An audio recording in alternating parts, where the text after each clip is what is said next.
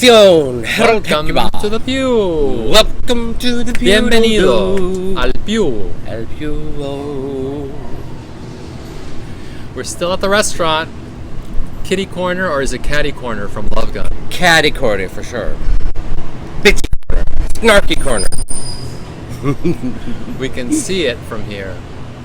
It's still shuttered. Shuttered. Is it shuttered, or are they shuddering that we're near them? I'm shuddering that we're near. All right.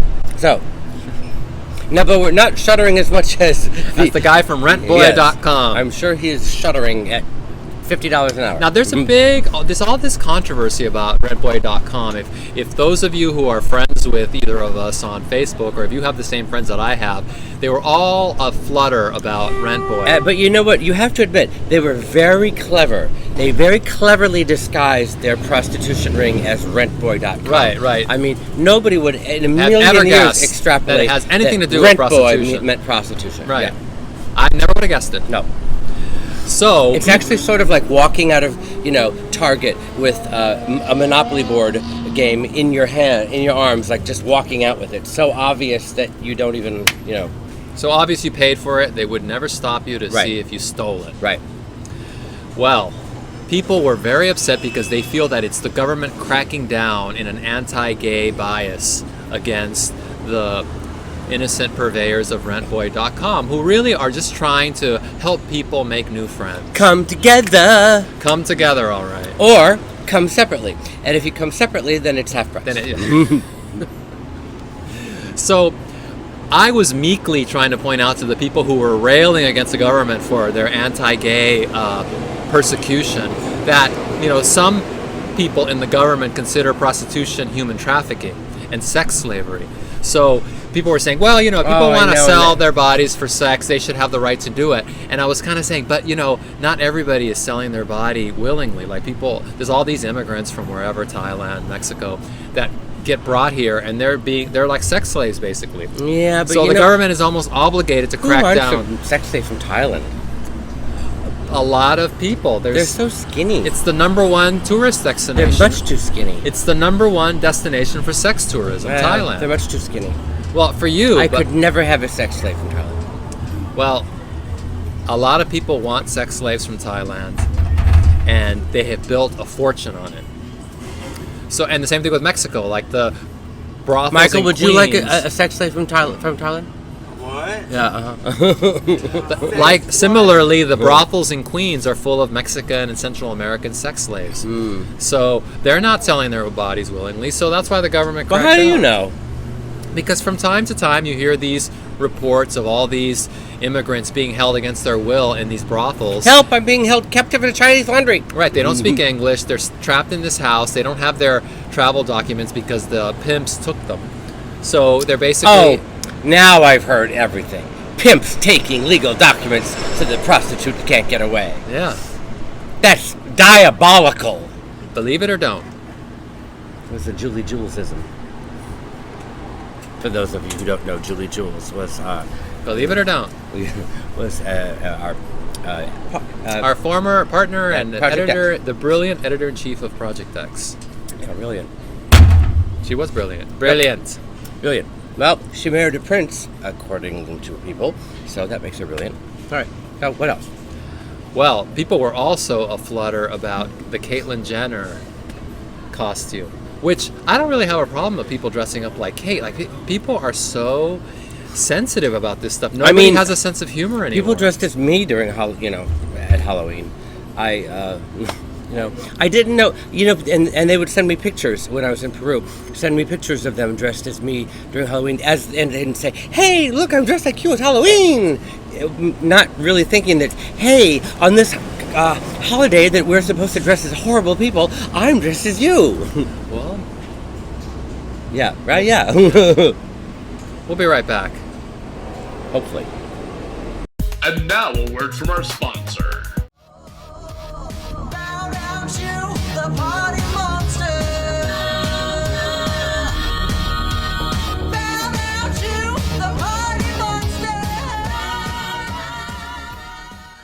Welcome back to the pew. Welcome back to the pew. It's almost as if we haven't gone anywhere. Right. Almost, but not quite. No. So how did you feel about people dressing as you for Halloween? It was a little creepy at first. It was creepy until it wasn't. It was creepy until it was flattering. And then it was crattering. It was freepery. Much like Disco 2000 in the 90s. It was flappery. Creepy until it wasn't. No, it was not creepy until it was. That's right. Actually, you turned it on its head. Yeah. Everything on its head. Turned the trope on its head. Yep. Tropes.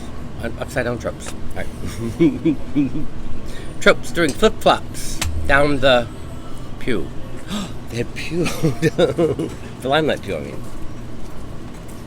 Yeah. Not to be confused with our pew. No.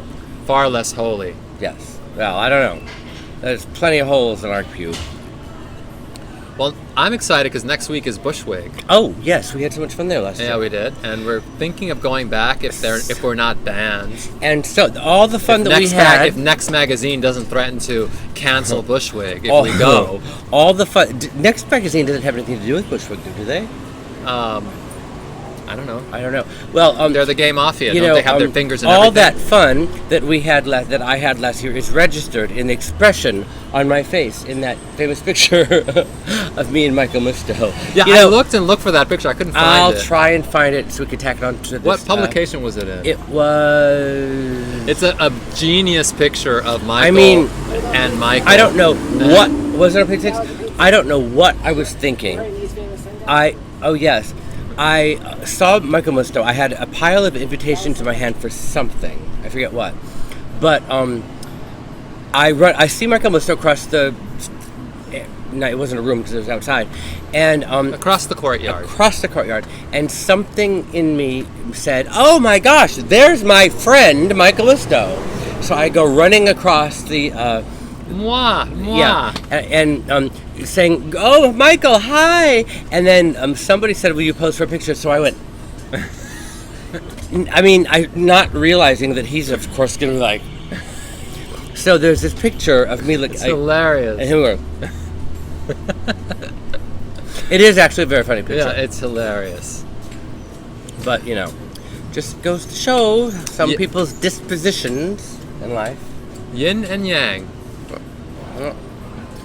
Who got yinned and who got yanged? Well, I certainly did not get yanged.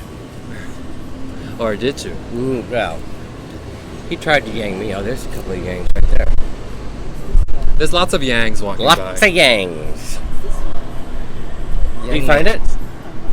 So, bitches want to know. What do they want to know?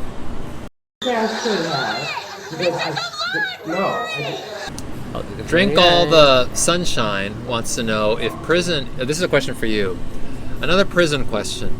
If prison is supposed to continue medical treatment that you were taking outside, what does that rule apply to when it comes to things like prescription pain meds or opiate management, such as Suboxone, Subutex, Methadone? What about anxiety medications such as Xanax, Valium, Klonopin? Okay, it doesn't apply to what's every... the 411? It doesn't apply to every medication. It will not apply to any kind of benzodiazepam like Valium or Xanax. They will... I knew it! Unless you are seizure prone. And if you're seizure prone, then they will continue giving it to you. But otherwise, they'll wean you off of a benzo. Suboxone, they do not give out Suboxone in prison. If you are... if your sentence is less than a year, they will continue to give you Suboxone while you're there, or Methadone. But if it's a year, if it's a day longer than a year, they will wean you off, and they wean you off in about a month. What are the other drugs? Xanax, Valium, and Klonopin. Well, those are all Those are all the same. Yeah, but wasn't there another one before that? Suboxone, Subutex, and Methadone. What didn't you say? Oh. And then prescription pain meds. Yeah, a prescription pain med. What if you need OxyContin? If you need OxyContin, and it's generally only if you have cancer, or if you're a drug addict, they will give it to you. Cancer or drug addiction? Well, aren't half the people in prison? That was a joke. Aren't half the people in prison? The cancer part was a joke. Haha. No. No. If you have cancer, they will give it to you, but that's it. But aren't half the people in prison? Oh my drug gosh! Addicts? But do you want to hear the sickest thing? There are people in there with lung cancer, and they're given OxyContin because they're dying of lung cancer. They're in the infirmary because of it. Guess what they do with their OxyContin? They sell it. For what? Toothpaste. Tobacco. Lung cancer. Yeah. I need to smoke. And they don't understand the irony of it because they don't know what irony is. Right. Goes back to what we've been saying, that Yep. people do not have a sense of humor Bugs anymore. Bunny. All Bugs Nobody Bunny's fault. gets it. All Bugs Bunny's fault. You can't joke about Caitlyn Jenner. You can't joke about rentboy.com. You can't joke about the lung cancer victim wanting a cigarette. That's all, folks. See you next time.